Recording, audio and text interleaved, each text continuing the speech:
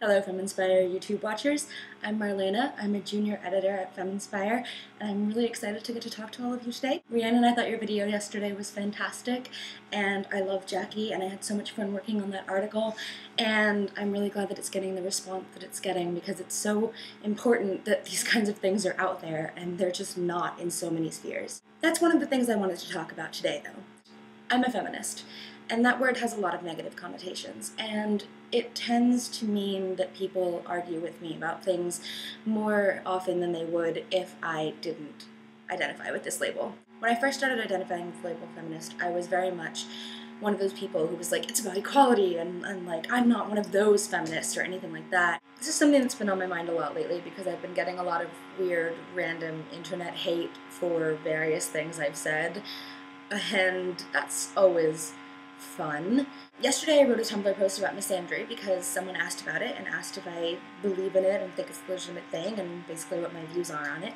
So I answered it. For the most part, I got a fair enough reaction. I don't think I said anything too controversial. If you'd like to read my post, you can. It's linked down there. It's in no way affiliated with Feminspire. It's just what I think. But I did almost immediately get a Tumblr ask telling me that my argument for misandry was employing Nazi propaganda and that I am an oppressor of men. I've gotten into a lot of arguments about feminism with my friends. I have a lot of friends who like to debate things. I have a lot of friends who are kind of arrogant, and I have a lot of friends who don't necessarily think that feminism is what I think it is, and so therefore I must clearly be the mouthpiece for all feminists. So I get into a lot of arguments about feminism. When I first started getting into these arguments, I didn't say much. I was very nervous, and I did not want to make a bad impression. I didn't want to contradict myself. I didn't really want to be debated into a corner. I just didn't want to engage that much. The more work I do with Feminspire, though, and the more interested I become in feminism and gender and sexuality and just all of these things that I like to think about and talk about, the more I feel like I can't really avoid getting into hard conversations. Honestly, I'm okay with that, and I didn't used to be.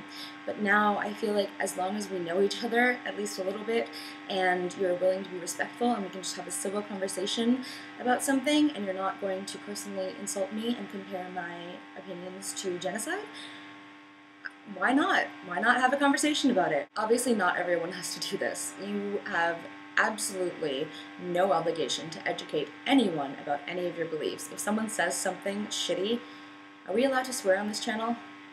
I'm just gonna swear. If someone says something shitty, you can absolutely tell them that they're being shitty, and you don't have to give an explanation for them, because especially if they're in a privileged group above you, yeah, you can point them in the right direction, you can talk to them if you want to, but it's not your job as a member of a minority or as a member of a group of people or as a person who has ideas and feelings and emotions to share them with everyone. What I'm saying is that we need to stop being scared of our opinions. I have spent so much time in my life being afraid to say what I want and being afraid to even have convictions, because what if someone proves them wrong? Someone proves them wrong. As long as I'm not hurting anybody, and as long as I'm actively trying to be a good person and a good ally to various causes and a good member of various groups, I think I'm entitled to my own opinion, and I think I'm entitled to talk about my opinions. Obviously don't silence other people, especially if you're talking about like an oppressed group and you are not in that oppressed group.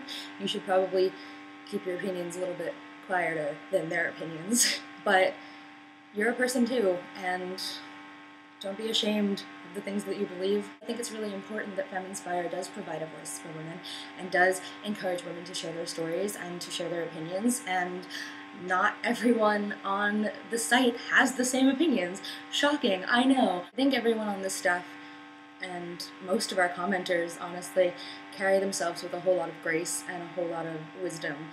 And I'm just really fortunate to be a part of all of this. I mean, obviously, if your opinion is that we should all kill puppies and then go and elect the Westboro Baptist Church as president, maybe don't talk about those opinions on Feminspire, but we welcome pretty much any other opinions. So if you want to talk about things, I am here, and the other editors are here, and so are reader submissions. So that's all I have to say for today. I love you all. I look forward to seeing all of your videos, and I look forward to seeing your comments if you are not one of my fellow editors. And have a beautiful day.